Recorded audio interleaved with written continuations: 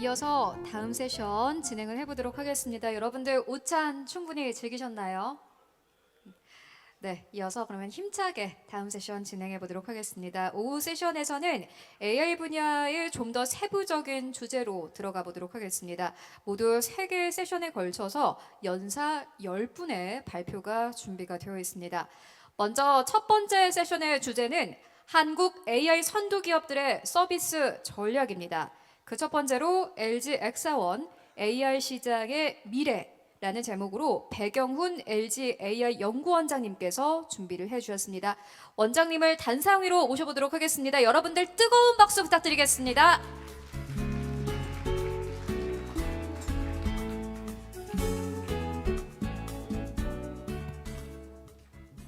네, 반갑습니다. 지금 방금 소개받은 LGAI 연구원의 배경훈입니다. 오늘 제가 좀 말씀드릴 내용은 그 모두를 위한 포용적 AI, 좀 저희가 최근에 이제 발표한 어떤 엑사원에 대해서 좀 말씀드리고자 하고요.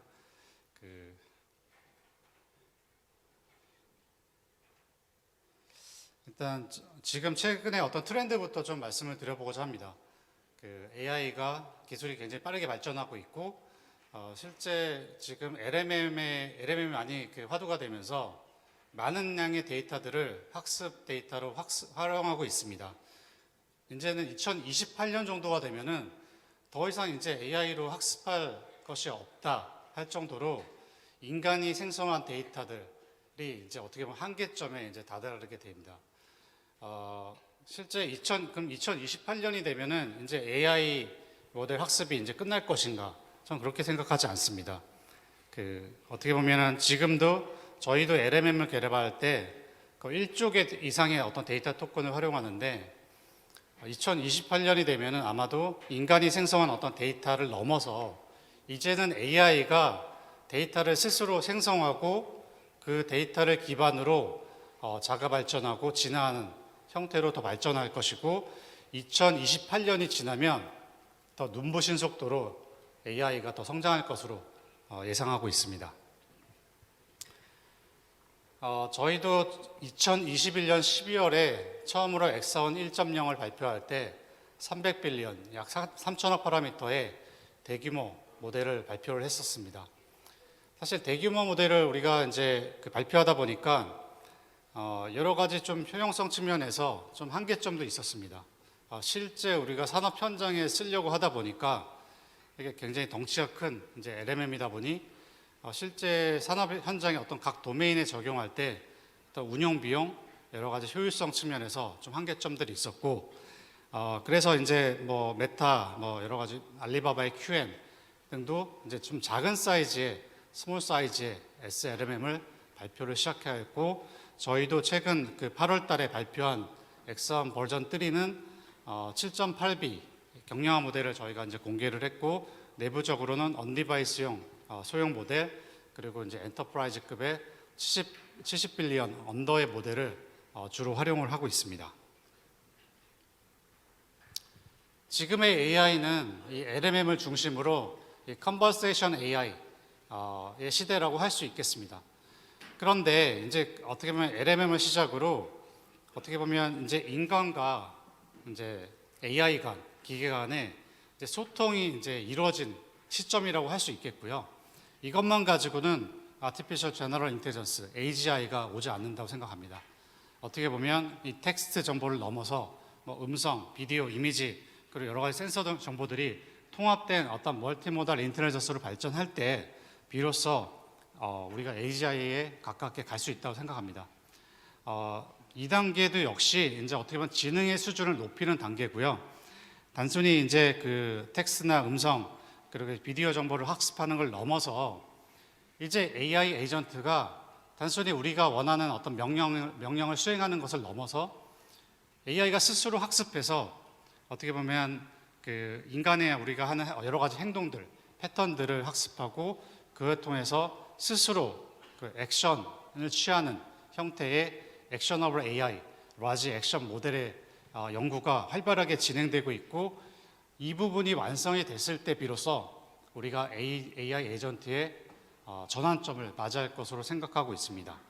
저희도 지금 LMM 연구와 그 멀티모달 연구를 굉장히 좀 집중해서 하고 있지만은 이 라지 액션 모델에 대한 연구도 굉장히 투자를 많이 하고 있고 실제 내년부터 상용화 사례들을 하나씩 발표를 할 예정입니다.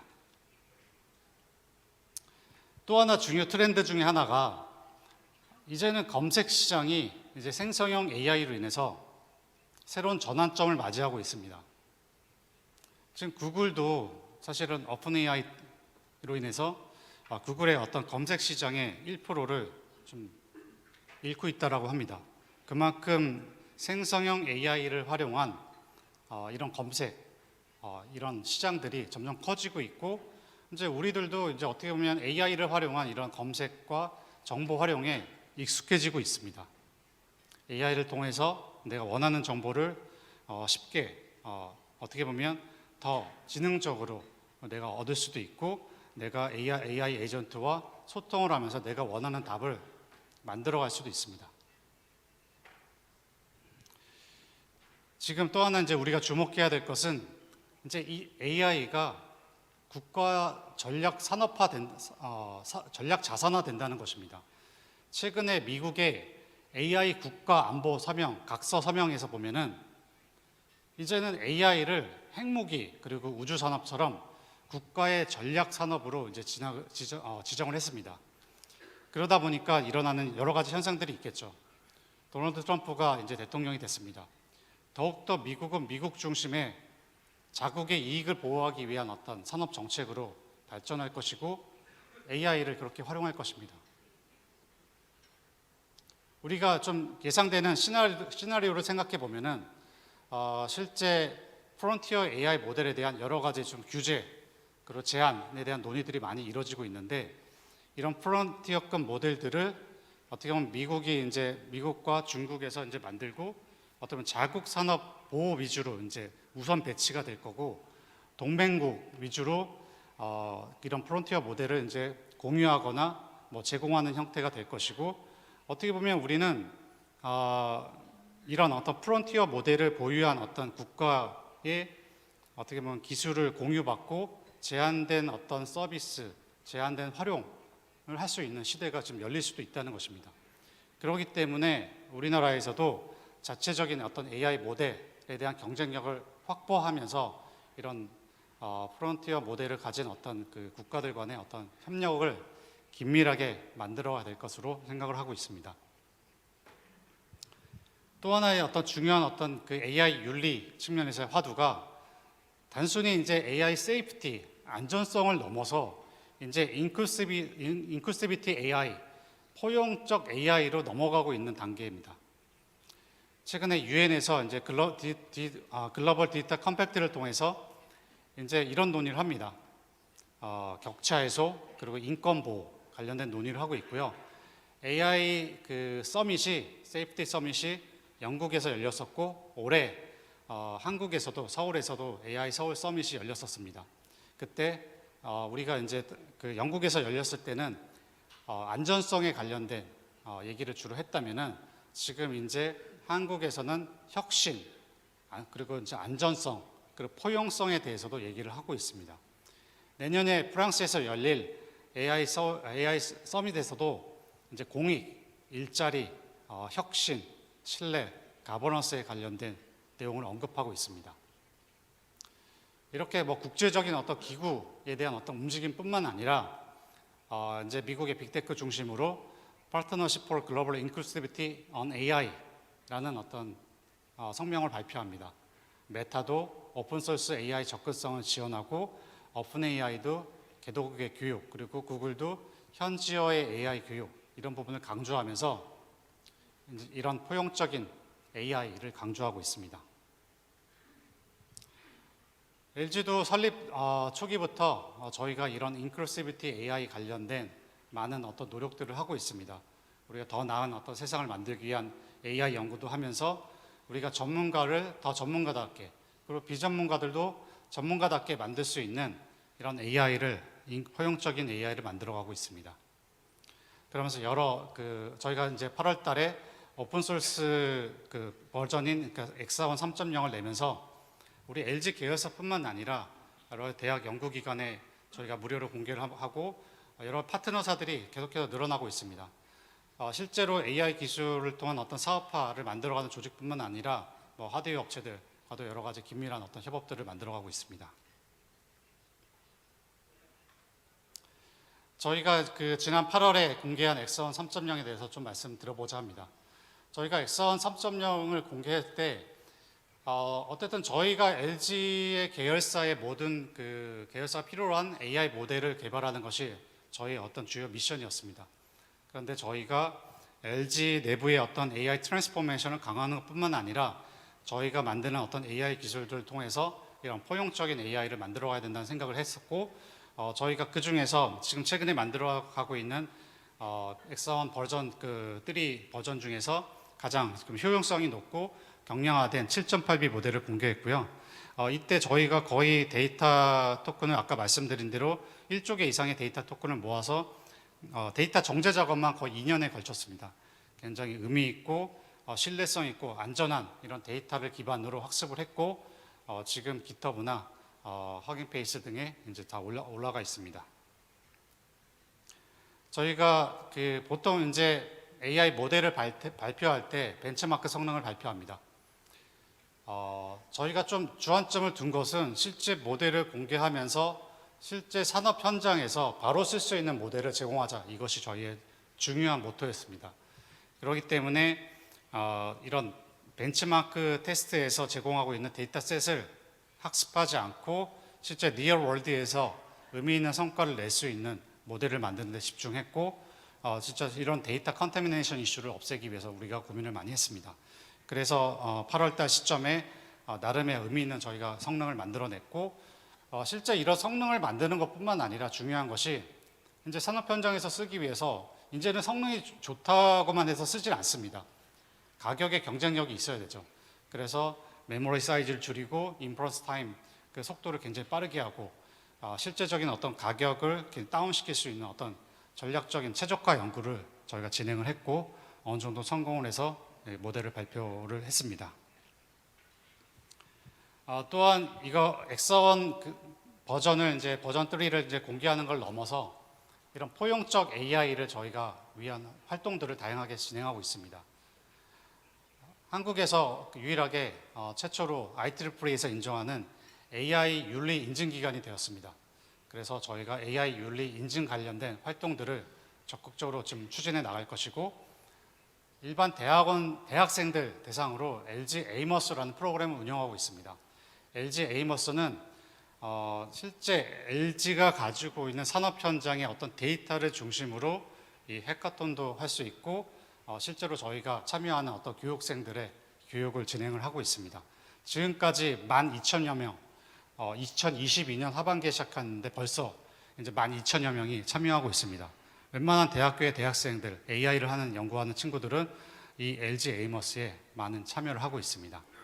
또 하나, 저희가 전문가들이나 이런 어떤 연구자들을 위한 어떤 AI 활동뿐만 아니라 저희가 유네스코와 이제 협력을 해서 실제 AI 무크, 일반인의 AI 리터러시 강화를 위한 이런 교육 프로그램들을 만들어가고 있습니다. 지금 현재 제작 중이고 만들어가고 있는 단계이고, 저희가 만들어지면 전 세계에 이제 저희 이 광자를 오픈할 계획을 가지고 있습니다. 그 밖에도 여러 가지 유네스코 AI 비즈니스 카운슬, 그리고 서울 AI 서밋, 그리고 UN 글로벌 컴팩트 등에 참여하면서 국제적으로 한국의 어떤 AI를 알리고, 우리가 어떻게 보면 더 윤리적인 그리고 더 신뢰할 수 있는 AI를 어떻게 만들어가는지를 알려나가고 있습니다. 이런 생성형 AI 기술은 단순히 이제 뭐 문서 작업을 하거나 이미지를 생성하는 것을 넘어서 다양하게 지금 활용이 되고 있습니다. 실제 산업 현장에서 뭐 제품을 설계한다든지 디자인을 한다든지 등에 활용이 되고 있고요. 그리고 연구 개발 목적에서 저희 뭐 화학 계열에서 신소재를 개발한다, 그리고 신물질 그리고 신약을 개발할 때도 이런 생성형 AI를 활용하고 있습니다. 그리고 질병의 어떤 사전 진단에도 이 생성형 AI를 활용하고 있고요. 그 전체 서프라이 체인 모델 관점에서 제조 분야의 어떤 혁신을 생성형 AI로 만들어가고 있습니다. 그리고 많이들 아시겠지만 서비스나 생산성 측면에서 뭐 AI, 뭐 컨택 센터, 그리고 이제 뭐 온디바이스용 AI, 그리고 공공 분야의 다양한 어떤 그 검색 서비스 등에도 이런 생성형 AI가 적극적으로 활용되고 있습니다. 대표적인 예시를 몇 가지 살펴보도록 하겠습니다. 이제는 뭐 AI가 제일 잘할 수 있는 일 중에 하나가 코드를 생성하는 일을 잘할 수 있게 됐습니다. 이 분야가 코드 생성, 그리고 이제 그 수학 문제를 푸는 것, 그리고 추론하는 것, 이런 문제들이 AI가 잘 풀기 어려웠지만은 이제는 AI가 코드 생성도 굉장히 잘할 수 있게 됐습니다. 그러다 보니까 기존의 어떤 소프트웨어 엔지니어들의 어떤 생산성들이 굉장히 높아졌고, 어떻게 보면 한 명의 소프트웨어 엔지니어가 뭐 지금 10배, 20배의 생산성을 만들어내고 있습니다. 저희가 내부적으로 공개하고 있는 챗 엑사원 서비스에 이런 어떤 코드 개발, 코드 전용 그 모델들을 탑재하고 있고요. 또 이제 뭐 병리 이미지를 분석하거나 최적의 그 임상 실험자를 찾는데도 이런 생성형 AI를 활용하고 있습니다. 한번 동영상으로 보여드리겠습니다. 조직검사 사진만으로 AI가 암을 판독해내는 시대가 열립니다. 검진 비용 절감은 물론이고 신약 개발에도 톡톡한 효과를 가져올 것으로 전망됐습니다. 장윤정 기자가 전합니다. 폐암 환자의 조직검사 사진을 AI에 입력하자 52초 만에 결과를 내놓습니다. 붉게 변한 곳이 유전자 변이가 나타난 부위.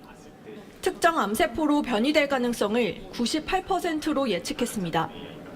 내셔 모드에 들어간 질병은 10개가 훨씬 넘어가고요. 지금 현재 타겟으로 하는 주요 질환은 폐암과 대장암입니다. 유전자의 변이에 따라서 약물 효과가 많이 갈린 것으로 구분되는. 값비싼 유전자 검사 없이 병리 이미지만으로 AI가 유전자 검사 결과를 예측해 암을 진단하는 겁니다. 상용화되면 환자는 빠르고 정확하게 치료 방법을 선택할 수 있고 제약업체는 신약 개발 임상시험 과정을 줄일 수 있습니다. 여기서 이제 그 생성형 AI가 어떻게 활용되냐면 사실 LGAI 연구원은 이런 병리 이미지 분석 관련된 전문적인 어떤 지식이 없습니다.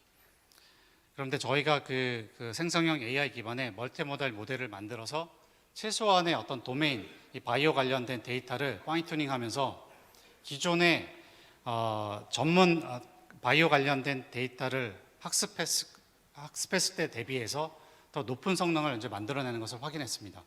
이렇게 생성형 AI 기술이 기존에 접하지 못했던 어려운 어떤 도메인 분야들도 좀 더 쉽게 그리고 높은 성능을 이제 만들어낼 수 있다는 뜻입니다.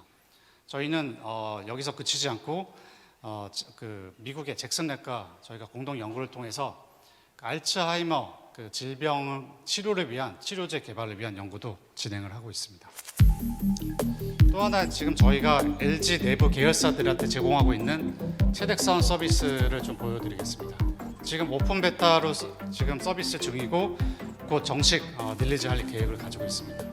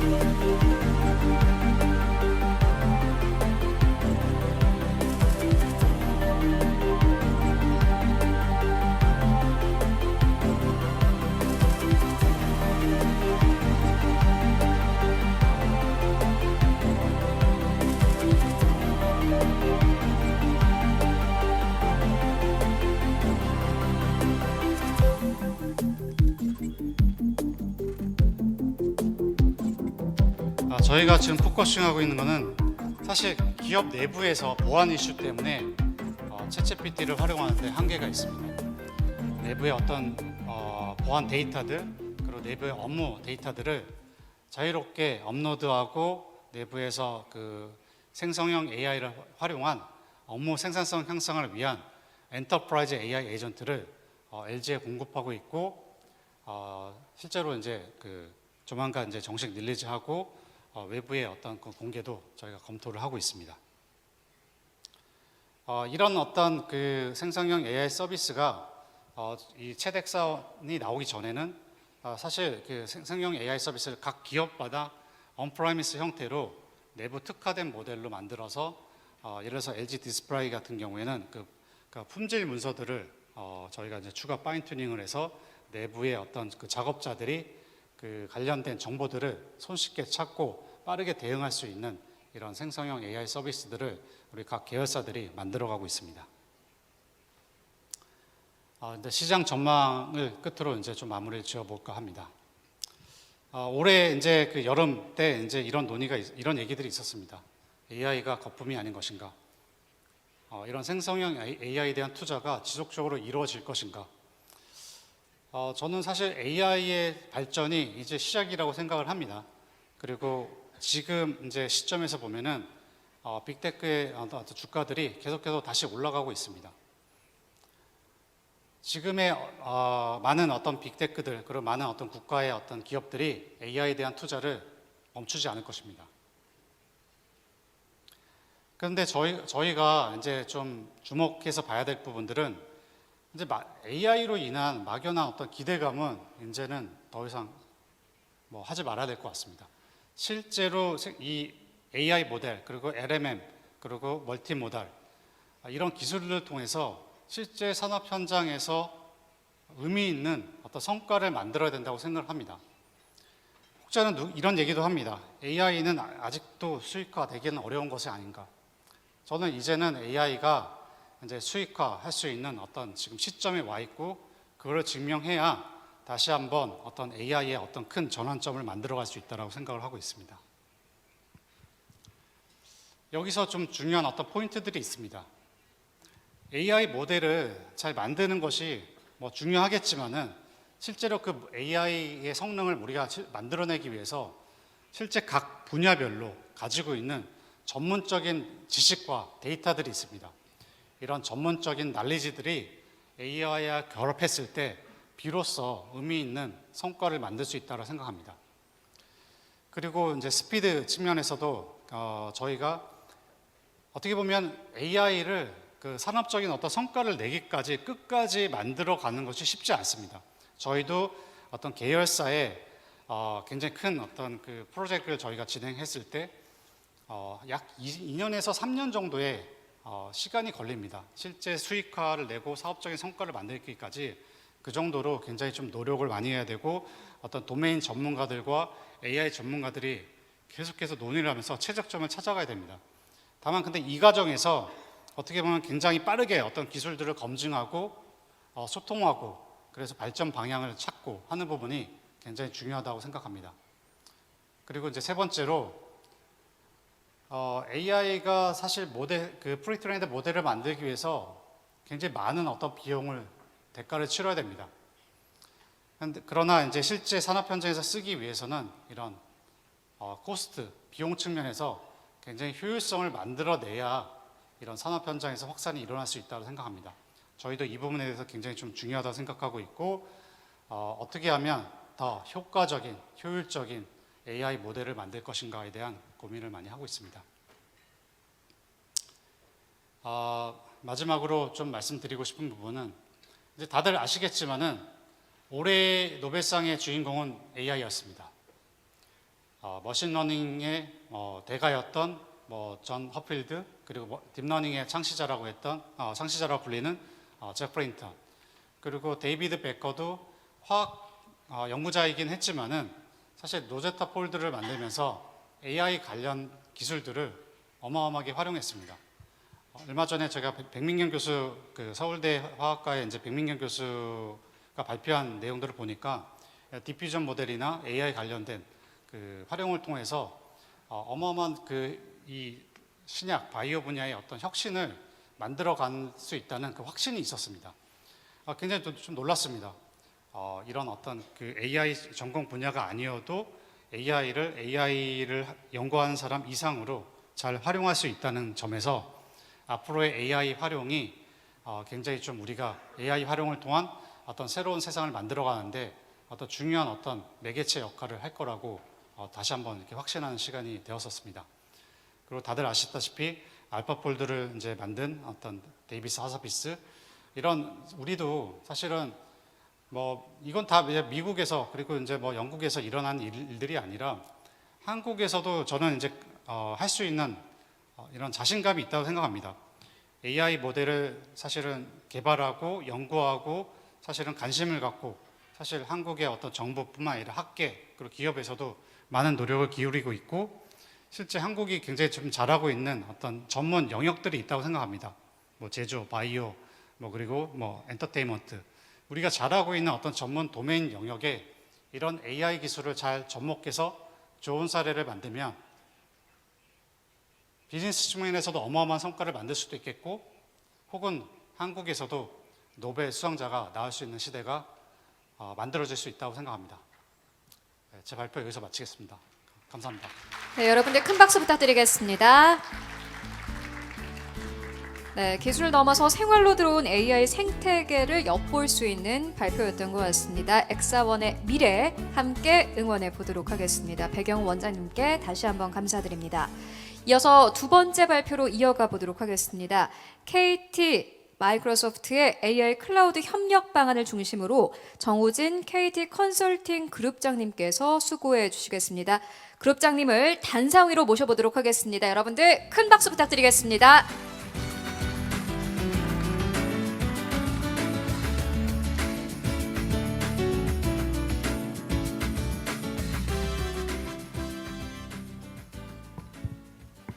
네, 안녕하세요. KT 컨설팅 그룹을 맡고 있는 정원진입니다. 오늘은 저희가 요청받은 주제가 최근에 저희가 이제 마이크로소프트하고 전방위적 AI 클라우드뿐만 아니라 인프라부터 그다음에 고투마켓, 다양한 R&D까지 협력했던 파트너십에 대한 요청을 제가 받았어요. 그래서 어떻게 보면 지금 9월 말이었으니까요, 한 2달 정도 지난 것 같은데요. 그래서 그 동안에 얘기할 수 없었던 부분도 오늘 좀 발표해서 좀 나올 수도 있고요. 그다음에 정말 그 과정 속에서 일어났던, 그다음에 지금 AI가 어떻게 가고 있는지에 대한 KT가 생각하는 방향에 대해서도 아마 얘기를 좀 드릴 수 있을 것 같습니다. 첫 번째로는 이게 제가 발표를 준비하면서 지금 계속해서 느끼는 건데, 오늘 앨런 머스크도 자기 X에다가 글을 올렸잖아요. 엄청 AI는 빠르게 좀 미친 속도로 가고 있다고 얘기했는데, 얼마 전 여러 회사들이 발표한 내용들을 보면 이렇습니다. 구글은 검색 결과의 22%, 거의 한 5분의 1 이상이 AI로 만들어진 생성 콘텐츠들이 이제 검색이 되기 시작하고, 그것들이 쉽게 말하면 사람들한테 정보 공유가 되고 있다는 얘기도 하고요. 그다음에 구글에서 소위 말해서 개발되는 프로그램, 개발되는 코딩의 어떤 4분의 1 이상, 25%가 AI가 생성된다고 얘기를 하고 있거든요. 이미 GitHub라는 그 소스 코드 허브 공유되는 플랫폼에는 60%, 70% 이상의 AI가 처리되거나 도움을 주거나 여러 가지를 하고 있죠. 그다음에 또 하나는 사용자 입장인데요. 마이크로소프트 사티아가 얼마 전에 코파일럿 넥스트 웨이브 발표 때 지금 현재 마이크로소프트에서 쓰고 있는 코파일럿 사용자가 4억 명을 넘어섰다고 얘기를 했고요. 분기별로 거의 그 증가율은 2배씩 이상 증가하고 있다고 얘기를 했습니다. 근데 저는 이거보다 더 놀라운 수치는 최근 3분기 대부분의 회사들이 실적 발표를 했었어요. 그래서 그 빅테크들, 테크 자이언트들의 실적 발표 속에서 제일 좀 눈여겨봐야 될 포인트 중에 하나는 매출이라든지 새로운 비즈니스 발표에서 성장하는 것도 있지만 그보다 더 큰 게 카펙스였으니까, 그러니까 즉 인프라에 대한 투자. 지금 여기 보시면 200빌리언이라고 되어 있지만 거의 몇백조 단위의 투자들이 엄청 증가하고 있다. 그게 당연히 1번이 GPU고 당연히 그 GPU를 하기 위한 IDC라든지 전력, 에너지였습니다. 그래서 저는 제일 또 놀랬던 게 최근에 경기가 안 좋다 보니까 그리고 스타트업들의 어떤 그런 부분이 예전 같지는 않잖아요. 근데 그럼에도 불구하고 스타트업들이 투자받는 쪽이 대부분 AI인데 그 스타트업들이 투자하는 대부분의 투자금이 거의 70~80% 이상이 다 GPU로 가고 있죠. 그러니까 결국은 어떻게 보면 지금 현재 상황은 제가 봤을 때는 방금 얘기 드렸던 어떤 그 패러다임의 그 대전환 이런 부분이 이미 시작되고 있다라고 보여지는데, 그래서 저는 항상 이런 얘기를 할 때 우리가 지금 처한 그 기술 환경이나 아니면 기술의 어떤 그런 수준이나 아니면 기술이 우리한테 변화를 주는 이 부분이 어떤 시대에 와 있고 어떤 상황인지, 그리고 거기에서 우리는 어떤 시대 정신을 가져야 되는지를 항상 얘기를 하거든요.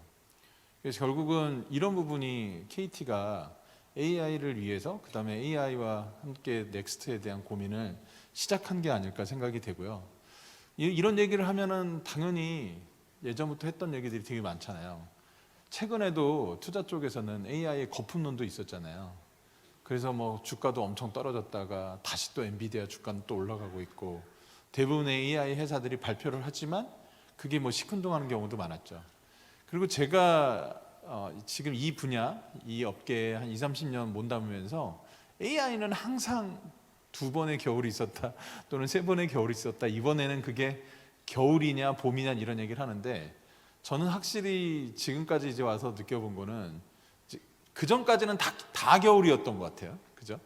뭐 2번의 겨울이 겨울이었다가 다시 봄이었다 여름 갔다가 다시 겨울로 온 게 아니라 그냥 다 겨울이었던 것 같고, 오히려 지금이 여름과 가을로 가고 있는 봄이 아닌가 생각이 들더라고요. 그래서 여기 보시는 서드 웨이브의 챗GPT를 뭐 생성 AI를 기반으로 해서 가을로 가고 있다는 얘기를 하고, 뭐 샘 알트만도 뭐 당연히 AGI에 대한 얘기를 10년 이내에 하는데, 근데 저는 그 밑에 이 밑 하단에 정리되어 있는, 여러분들도 아시나요? 올해 오픈AI가 이제 5단계를 얘기했잖아요. AI, 특히 AGI로 가기 위한 5단계를 얘기했는데, 지금 현재 리스너 단계, 챗봇 다음 단계고, 아이러니하게도 3단계인 에이전트 단계가 오픈AI로 치면은 내년 1월에 이제 발표 예정이니까 그러니까 되게 빨리 가고 있는 거죠. 그래서 저는 우리가 아까 말씀드렸던 AI가 그럼 어디까지 와 있고 어디로 갈 것이냐에 대한 그 판단과 그다음에 지금에 대한 어떤 생각에 대한 기준은 어떤 그 외부의 그런 언론이라든지 여러 가지 시대적인 그런 부분에 흔들리지 않고 중심을 갖고 가는 게 되게 중요하다고 보는데, 바로 그런 부분이 좀 있다고 보여지고요. 그 다음에 더 큰 포인트는 아무래도 올해 그 다음에 내년까지 초반에도 에이전트와 온디바이스가 결합이 된 에이전트 온디바이스가 가장 화두가 될 것 같아요. 그러니까 제가 올해 초에 통신사에 있다 보니까 아무래도 삼성전자 S24 갤럭시 제품을 좀 먼저 보게 됐거든요. 근데 거기서 좀 제가 놀랐던 것은 되게 빠르게 스며들고 있다. 즉 AI가 우리의 그 가장 사용자 경험에 극대화되어 있는 모바일 쪽으로 침투하고 있는 속도가 되게 빠르다는 거거든요. 그러니까 여기 이미 지금 출시된 대부분의 폰들이 AI로 다 탑재가 돼서 나가는 거니까요. 그 두 번째, 마이크로소프트도 당연히 코파일럿 PC를 출시를 했고요. 그 AI PC 비중이 뭐 벌써 뭐 한 20%대까지 가고 있으니까요. 물론 윈도우 OS라는 게 이미 플랫폼이 돼가지고 그냥 바로 코파일럿에 탑재돼서 나가고 있는 상황이죠. 마지막으로 늦었지만 애플 인텔리전스를 발표하면서 28년까지 본인들의 그 스마트폰 점유율의 50% 이상이 AI 스마트폰으로 간다고 얘기를 하고 있습니다. 근데 저는 이 얘기를 왜 드리냐면, 이게 우리가 20여 년 전에 인터넷이 급부상할 때 그 현상을 넷스케이프 모멘텀이라고 했거든요. 이 무슨 얘기냐면 뭐 1억 명이 AI를 쓰는 게 아니죠. 제가 말씀드린 지금 스마트폰에 모두가 AI가 탑재되고 PC에 모든 뭐 50% 이상의 PC AI가 탑재되고, 그리고 애플 아이폰에 50% 이상의 AI가 탑재되면 전 세계 한 뭐 15명 이상이 다 AI를 쓰고 있게 되는 거잖아요. 그러니까 결국은 이것이 얼마 안 남았다. 이게 더 빨리 오고 있다. 이 부분이 가장 큰 부분이라고 보여지고요. 그리고 저는 그럼 현재 AI는 어떤 단계로 넘어가고 있느냐라고 질문을 저한테 많이 얘기하시는데, 그러니까 제가 재작년부터 계속 보면 그 당시에는 소타였죠. 즉 모델에 대한 초고대 AI 모델에 대한 경쟁이 1번이었고요. 두 번째는 성능이었어요. 러닝이에요. 그러니까 학습을 해서 얼마만큼 성능을 높여서 테스트 결과를 높이는 거였고요. 당연히 프롬프트, QA 형태의 어떤 그 부분이 거의 패턴이었던 것 같습니다. 근데 그럼 지금은 어떤 단계로 가고 있냐? 당연히 모델 애저 서비스로 가고 있죠. 그러니까 어떤 모델이어도 고객들은 또는 기업들은 새로운 모델을 장착하고 싶어 하고요. 그 모델을 자기네가 학습시켜서 당연히 상용화하고 싶어 하죠. 근데 그 상용화의 중심에는 당연히 에이전트가 있고요. 그 에이전트는 비즈니스든 시스템 서비스든 워크플로우든 연결될 수밖에 없고요. 그리고 이 모든 것들을 운영하는 것이 소위 말하는 LLM 옵스, AI 옵스, AI 플랫폼과 같은 결국은 인프런싱 쪽으로 가고 있는 거죠. 즉 상용 추론 쪽으로 가고 있는 겁니다. 결국은 이 시장에서 우리가 언제까지 이 왼쪽에만 머물러 있을 거냐, 그리고 그 오른쪽으로 가기 위한 시장과 혁신과 그다음에 선도하는 것은 어떻게 해야 되느냐, 이게 좀 상이하게 좀 달랐던 것 같아요. 그래서 저는 왼쪽을 아카데미라고 하고요, 오른쪽을 커머셜 비즈니스라고 보통 얘기들 하는데, 이제 아카데미에서 커머셜 비즈니스로 완전히 넘어가고 있다, 그렇게 보시는 게 맞을 것 같습니다. 그러면 통신사에서는 AI는 어떤 의미일까요? 여러분들도 아시겠지만 통신사는 세 번의 기회가 있었습니다. 첫 번째가 제가 아까 말했던 넷스케이프 모멘텀이 있었던 시대, 특히 그 PC, 인터넷 시대 전에 PC가 있었죠. 그 퍼스널 컴퓨터 시대에 통신사의 역할이 당연히 네트워크 커넥티비티가 시작이 됐었고요. 당연히 인터넷 시대에는 여러분들 아시는 것처럼 KT도 포탈도 만들었었고요. 검색 엔진도 했었었고요. 그죠? 결국은 인터넷 시대에 그 모든 걸 다 하려고 모든 회사들이 다 달라들었으니까요. 당연히 제가 그때도 경험해 보면 모든 대기업들이 다 포탈 서비스도 하고 커머스도 하고 검색도 했었습니다. 그다음에 세 번째 찾아온 기회는 당연히 스마트폰이었던 것 같아요. 그 스마트폰에서는 제일 중요했던 부분이 단순히 통신에 대한 그 커넥티비티를 넘어서서 커뮤니케이션 패러다임이 바뀔 수밖에 없었잖아요. 앱으로, 소셜 메시징 앱으로, 플랫폼으로 완전히 커뮤니케이션이 진화를 할 수밖에 없었으니까. 솔직히 이 세 개의 기회를 놓친 게 사실이죠. 자, 그럼 통신사의 세 번째 변곡점이라 할 수 있는 GenAI는 어떻게 우리가 받아들여야 될까? 그러니까 결국은 여러분들 아시는 것처럼 엄청난 인프라와 토큰이라고 하는 네트워크 또 커넥션과 트래픽이 또 발생할 수밖에 없고요. 그 밖에 더 다양한 비즈니스, 우리가 알지 못하는 것들이 예측되는데, 그러면 이것을 우리 통신사 입장에서 어떻게 받아들여야 될까? 이 부분이 가장 큰 숙제였던 것 같습니다. 그렇다고 KT가 AI를 안 했던 건 아니죠. 아까 말씀드렸던 AI 겨울에서도 KT는 계속 AI에 대한 연구와 R&D를 했었습니다. 당연히 통신사의 첫 번째는 뭘까요? 보이스, 음성인식이라든지 쉽게 말하면 영상이라든지 커뮤니케이션에서 할 수 있는 그 커뮤니케이션 테크놀로지에서 할 수 있는 그부터 시작이 됐던 거고, 당연히 두 번째는 KT는 이제 홈 인터넷과 IPTV라든지 홈 서비스들이 워낙 많다 보니까 그 홈 서비스와의 융복합, 컨버전스가 되게 중요했었고요. 그리고 당연히 AI의 가장 핵심인 퍼스널라이제이션, 고객 맞춤형에 대한 부분, 그리고 얼마 전 저희가 믿음이라고 하는 초고대 AI 모델까지 왔었던 것이 사실입니다. 그러니까 이런 변천사를 통해서 AI에 대한 저희도 계속 끊임없는 시대에 맞게끔 혁신과 그리고 그에 맞는 활동을 해왔던 거죠. 그렇지만 저희가 새로운 어떤 비전 선포를 하게 됩니다. 그게 바로 AI 시티인데요.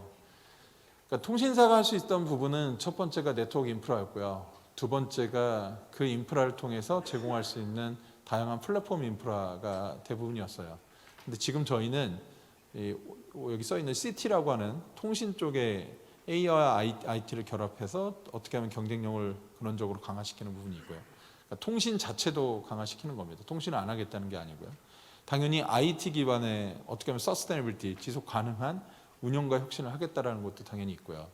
그리고 더 중요한 AI 기반의 새로운 비즈니스를 창출을 해서 이 모든 것을 아우르는 AI 시티 컴퍼니로, 그래서 AI Driven DX라고 하는 AX로 비전 발표를 올해 초에 했었습니다. 결국은 제가 유럽에 있는 통신사들을 만나보고 일본에 있는 통신사를 만나보고 대부분의 회사들을 만나봐서 느꼈던 거는 결국은 통신 그 본연 자체로는 한계가 왔다는 것이고요. 그러면 그 시대에 그리고 그 앞으로 가야 되는 방향의 가장 큰 꼭지점은 AICT였다는 것이 대부분의 회사들의 공통점이었거든요. 그래서 결국 그 비전을 하려고 했었습니다. 근데 이 비전을 만약에 달성을 하려고 그러면 얼마나 많은 노력과 또 시간이 필요할까요? 그죠? 그러니까 저희가 딱 보니까 당연히 글로벌과는 어떤 산업 격차, 투자 이런 부분들은 경쟁은 더 치열해져서 쉽지 않은 부분이었습니다. 저희가 믿음에 대한 투자도 솔직히 몇 천억을 했었거든요. GPU뿐만 아니라 R&D에 들어가는 뭐 인력 모든 비용이. 근데 지금은 그 규모를 또 넘어서는 수십조 단위, 수백조 단위의 인프라 투자가 이미 있고요. 그 다음에 산업에 대한 기술 격차는 점점 심해지고 있습니다. 뭐 앞에 전 발표에서도 지금 이미 AI가 다양한 산업 분야에 침투해서 들어가서 그 기술들이 좀 더 혁신을 빠르게 달려가고 있는데 저희는 언제까지 원천적인 그런 기술 투자만 할 수 있으면 당연히 안 되겠죠. 그리고 핵심 역량이라고 할 수 있는 부분이 아까 말씀드린 원천 모델에서 이제는 그것들을 응용하고 활용하고 산업에 침투시키는 걸로 완전히 바뀌고 있거든요. 그러면 이런 부분들을 우리가 놓쳐야 될 거냐라는 또 챌린지가 있었고요. 그리고 가장 큰 게 KT 스스로 아니면 KT 내에서 독자적으로 자체적으로 모든 걸 다 우리 손으로 할 수 있느냐 이거에 대한 챌린지가 당연히 있었겠죠. 그래서 저희는 첫 번째가 그러면 기술 경쟁력이라는 것을 기술 역량이라는 것을 어떻게 확보하고 이것을 그 시대의 속도에 맞게끔 그리고 그 속도를 따라갈 수 있게끔 할 수 있게끔 할 거냐 이 퀘스천이 첫 번째 퀘스천이었고요. 두 번째는 지금 이미 고객들의 눈높이와 수준 저희가 만나는 기업 고객이나 일반 고객이나 대부분의 눈높이와 수준은 AI는 솔직히 말씀드려서 다 똑같이 높아져 있는 상황입니다. 그럼 결국 그 기대 수준에 맞출 수 있는 빠르고 안전하면서 최고의 성능을 갖춘 맞춤 서비스가 필요하다는 거였거든요. 그럼 결국 그것들을 우리가 다 할 수 있을까? 우리가 스스로 할 수 있을까에 대한 챌린지가 두 번째 퀘스천이었고요. 그다음에 더 중요한 거는 아까 말씀 네스케이프 모멘텀이 AI에서도 올 텐데 그거를 우리가 얼마나만큼 준비를 할 수 있을 거고 그거에 대응되는 수 있는 인프라가 필요하냐는 거였어요. 저는 솔직히 말씀드리면 대한민국에 지금 현재 H100이라고 하는 엔비디아 GPU가 제가 통계로 들었기로는 뭐 1800장에서 2000장 내외라고 들었는데 앞으로 인프런싱, 상용 추론 쪽에 들어가는 GPU는 몇십만 장이 필요할 겁니다. 아마 우리나라에서 AI가 활성화가 되게 되면. 그거에 대한 준비는 과연 돼 있을까? 이런 질문들이었던 거죠. 그러니까 결국 이 부분의 해답을 찾기 위해서 저희는 당연히 글로벌 빅테크들과 만나서 논의를 하기 시작했고요. 그래서 마이크로소프트와 하게 됐는데 저는 1번이 뭐였냐면 아까도 말씀드린 저희 쪽을 먼저 얘기드리면 AI는 결국은 기존 IT 혁신을 넘어서 완전히 새로운 세상으로 탈바꿈시키고 있잖아요. 그래서 저희 대표님은 협업은 불가피하다. 근데 그 협업을 누구랑 할 것이냐가 가장 큰 고민이었고요. 그리고 앞으로 AI 시대에는 협업을 잘하는 회사가 살아남는다. 그리고 그 협업 역량이 바로 AX 시대, 즉 AI 트랜스포메이션 시대의 핵심이 될 것이다. 제가 KT에서 와서 느꼈던 부분은 꼭 AI나 글로벌 빅테크 협업이 아니더라도 이 자체가 상당히 쉽지 않은 것 같아요. 협업이라는 표현이, 컬래버레이션이라는 게. 그러니까 왜냐하면 우리가 할 수 있는 게 있고 그들이 할 수 있는 게 있고 그걸 어디까지 같이 해야 되고 서로가 어떻게 윈윈하느냐잖아요. 이제 그 얘기를 스토리로 드릴 건데 그래서 첫 번째는 아이러니하게도 AI의 핵심 역량을 협업으로 받고 협업으로 시작을 한다고 생각을 했어요. 그리고 나서 사티아를 만났는데 사티아 회장님은 사티아 CEO는 이런 얘기를 하더라고요. 마이크로소프트는 PC 회사, 퍼스널 컴퓨터 회사였다. 근데 지금은 CP 회사다.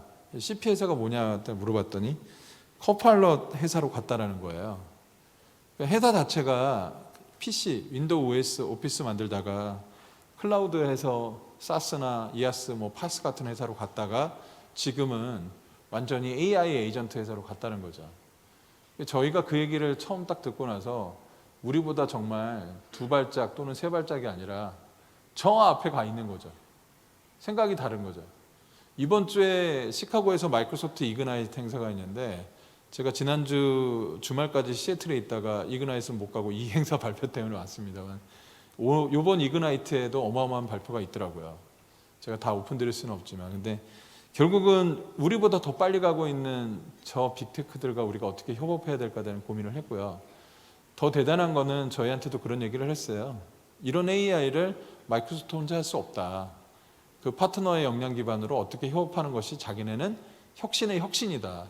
그래서 이노베이션이라는 단어가 저는 지금도 그 회의 중에서 기억이 나고요. 이런 부분들이 이제 어떻게 보면 파트너십을 만들게 한 탑 레벨에서의 의사결정이 아니었나 싶습니다. 그러면 저는 이제 이 얘기를 하면 뭐 그냥 누구나 다 할 수 있는 MOU고요. 누구나 할 수 있는 파트너십 아니에요라고 하지만 저희가 이걸 하기 위해서 9개월이 넘는 거의 한 10개월 걸린 시간이 걸렸어요. 그러니까 1월 달에 처음에 상호 만나서 니즈를 공유하고 이렇게 할 때 여러분들 아시는 것처럼 서로의 이기적인 생각이 있잖아요. 우린 이걸 하고 싶어. 우린 이걸 더 만들고 싶어. 우린 이걸 얻어내고 싶어. 우린 그들한테 이걸 받고 싶어. 이런 생각을 하잖아요. 그것들이 너무 달랐던 거죠. 당연히 뭐 KT가 주장하는 바와 MS가 주장하는 바가 달랐던 게 사실이었고요.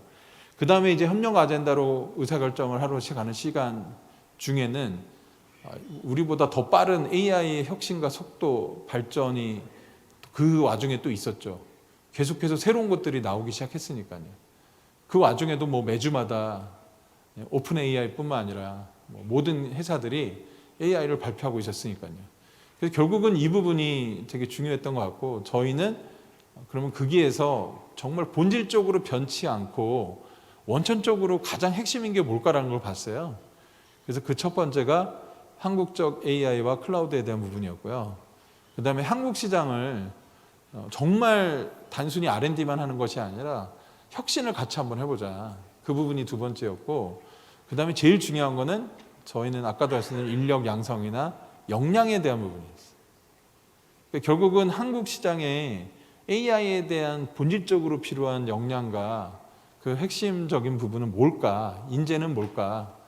그러니까 저희가 아까도 말씀드린 글로벌 빅테크로 다 몰리는 이유가 있으니까요.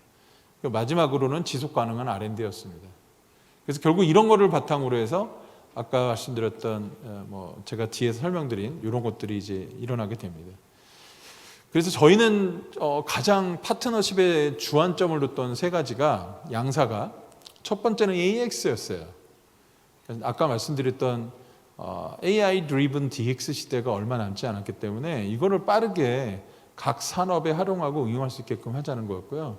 두 번째는 장기적인 파트너십이었어요. 그러니까 저한테 제일 질문 많이 하는 게 2년 할 수도 있고 3년 할 수도 있는데 왜 5년을 하느냐. 근데 여러분 아시는 것처럼 GPU 투자도 해야 되고 IDC 투자도 해야 되고 심지어 저희가 네트워크, 해적 케이블부터 모든 것들을 새로 투자를 해야 되는데 이 투자는 1, 2년에 끝나지는 않거든요. 그래서 저희가 지금 양사가 하고 있는 파트너십은 장기적 파트너십이고요. 그리고 5년 있다가 끝나느냐 또 그렇지는 않습니다.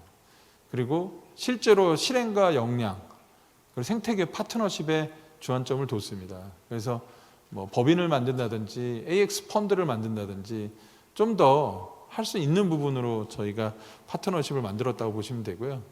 그래서 첫 번째로 말씀드릴 게 한국적 AI에 대해서 제일 많이 질문하시는데 결국은 지금 현존하는 모든 모델들이 여러분들 아시는 것처럼 영어로 시작했거나 물론 한국어로 트랜슬레이션 되거나 한국어에 대한 다양한 데이터를 넣어서 학습을 하고 있는 게 사실인데 실제로 저희는 한국적 특화, 한국어 기반의 한국 문화와 역사, 철학이 담겨져 있는 걸 지금 준비하고 있고요.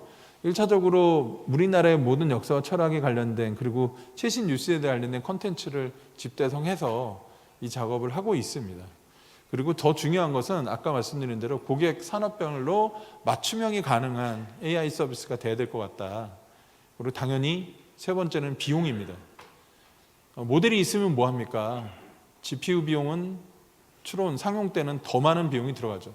물론 최근에 글로벌에서 연구 결과에 의하면 예전보다 추론 비용이 한 1000배 정도까지 떨어졌다는 리포트들이 나오고 있지만 실제로 우리가 그 비용을 감당할 수 없는 규모는 아직까지 사실이고 맞거든요.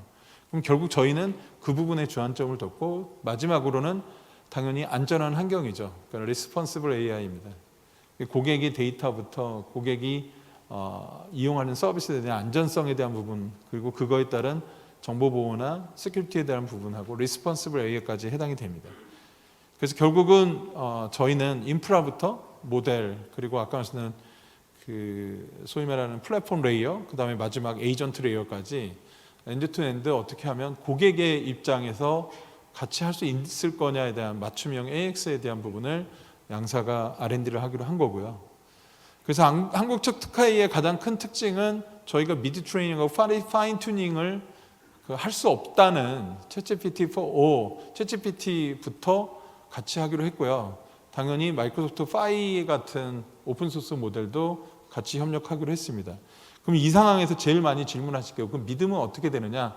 믿음 계속 R&D 하고 있고 스크래치부터 다시 해서 최근에 맞는 모델로 다시 준비를 하고 있습니다.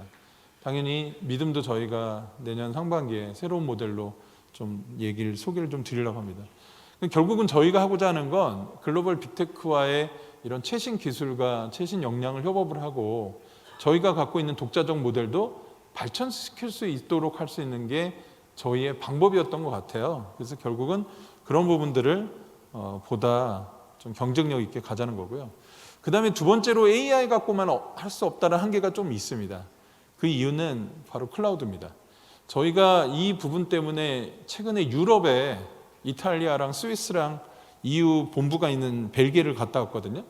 그 나라는 이미 AI 액트라고 하는 소위 말하는 AI 관련된 법안들이 통과돼서 시행이 되고 있거나 그 다음에 소버린 클라우드라고 하는 또는 디지털 서버린티로 인해서 엄청나게 빠르게 이 서버린에 대한 부분을 가고 있더라고요. 그래서 그 부분을 직접 보고 왔는데 논리적인 부분과 그러니까 물리적인 어떤 그런 정책과 규제에서 논리적으로 로지컬하게 바뀐 부분도 있고요. 그 다음에 글로벌 최신 기술과 글로벌 빅테크의 기술을 어떻게 하면 안전하고 보호를 받고 쓸 수 있게끔 국가적으로 그걸 할 수 있게끔 하느냐. 그 다음에 더 중요한 거는 컨트롤빌티, 그 소유를 넘어서는 컨트롤러빌티, 조율하고 조정하고 컨트롤할 수 있는 거를 권한을 줄 수 있는 부분까지 가는 거거든요. 그러니까 결국 AI가 이런 소버린 클라우드하고 만나서 소버린 AI 클라우드가 되는 것을 저희가 봐서 그럼 저희는 이 부분을 한국형 클라우드로 만들어 보자라고 해서 지금 이미 한국에 저희가 이 서버린 클라우드 작업을 하고 있습니다. 그래서 컴피던셜 컴퓨팅이라고 이미 컴퓨팅 학회에서 가장 화두가 되고 있는 기밀 컴퓨팅 부분하고요. 그 다음에 인크립션이 소위 말해서 데이터 스토리지 상에서만 암호화가 아니라 프로세싱 상에서 그리고 GPU라든지 CPU의 중앙 처리 장치에서의 암호화까지 그리고 심지어 컨테이너, VM 단위 암호화까지 그리고 소프트웨어 디파인드 된 진정한 소버린을 하기 위한 부분을 지금 R&D를 하고 있습니다. 이 부분도 내년 상반기에 아마 여러분들께 보여드릴 수 있을 것 같아요. 그래서 결국 이런 부분들이 다 만나야지만 이제 다 가능하다는 걸 저희가 알아서 현재 로드맵은 특화 AI 된 개발은 내년 1분기에 아마 마무리가 되고 2분기에 여러분들께 아마 보여드릴 수 있을 것 같고요. 클라우드 같은 경우는 지금 이미 작업이 시작돼서 내년 1분기쯤에는 바로 런칭을 할 예정이고요. 그 다음에 AX 전문 기업을 설립해서 저희가 갖지 못하는 그리고 현재 글로벌에서 엄청나게 빠르게 가고 있는 AX 역량을 글로벌 최고 인재들을 한번 모셔보려고 합니다. 그래서 그 기업도 런칭이 내년 초에 있을 예정이고요. 당연히 R&D 협력, 그 다음에 인프라스트럭처 협력까지 가고 있습니다. 인프라스트럭처는 아까 말씀드린 GPU부터 IDC부터 네트워크, 다양한 인프라에 대한 투자라고 보시면 될 것 같습니다. 그래서 저는 이제 마지막으로 저한테 최근 한 6개월간은 가장 많은 질문과 가장 많은 도전적인 얘기들과 그리고 엄청난 얘기들을 저한테 많이 했습니다. 이 파트너십에 대한. 근데 제가 이거를 지금까지 와서 좀 정리를 해보면 저는 그렇게 생각합니다. 대한민국이 AI 강국으로 갈 수 있다는 것은 AI에 대한 어떤 역량 그리고 AI에 대한 활용 우리가 이전에 인터넷 강국 또는 스마트폰 모바일까지 와서 클라우드까지 왔던 그 모든 걸 놓고 보았을 때 얼마나 빠르게 그런 차별화된 그리고 그런 글로벌 기술들을 우리가 빨리 인프라 허브로 받아들여서 국가 AI 전략에 같이 그걸 실행할 수 있느냐. 그럼 결국은 앞으로는 실행이라는 부분이라고 생각이 되고요. 그럼 결국 그 역량을 가지고 두 번째, 저희 산업에 대한 구조와 저희 산업에 지금 현재 맞닥뜨려져 있는 되게 심한 아주 그냥 챌린지가 있죠. 저희는 고도로 압축된 성장을 했잖아요. 근데 그 압축된 성장의 한계가 이제 오고 있잖아요. 그럼 그걸 점프업 할 수 있고 퀀텀 점프할 수 있는 것이 과연 무엇일까? 그것이 바로 AX를 산업에 접목시키는 거고요. 그것들을 통해서 저성장을 다시 고성장, 그리고 저효율을 극복해서 고효율로 갈 수 있게끔 하는 거라고 보여집니다. 그리고 마지막 세 번째로는 제가 만나는 기업들마다 그리고 제가 북미에서 다양한 회사들도 만나보고 봤지만 모든 기업 고객들이 아이러니하게 이런 얘기를 해요. 우리 회사는 농업 기반의 농업 산업을 하고 있는 회사인데 AI 컴퍼니로 갈 겁니다. 우리 회사는 금융 서비스하는 회사인데 AI 뱅커로 갈 겁니다. 우리 회사는 제조회사인데 AI 제조회사로 갈 겁니다. 결국 KT는 저희 기업 고객에게 AI 컴퍼니를 만들어드리기 위한 역할로 탈바꿈할 거고요. 아까 말씀드렸던 AI 시티가 거기에 있다고 말씀드릴 수 있을 것 같습니다. 그래서 결국은 저희가 가고자 하는 방향은 고객과 산업과 국가가 가고자 하는 AI 트랜스포메이션, AX를 실행할 수 있는 이네이블러로 할 수 있다고 보시면 되고 앞으로도 최선을 다하도록 하겠습니다. 제 발표는 이상으로 마치겠습니다. 감사합니다. 네, 여러분들 큰 박수 부탁드리겠습니다. 네, 발표해주신 정우진 그룹장님께 다시 한번 감사의 말씀 드립니다. 네, 이어서 두 번.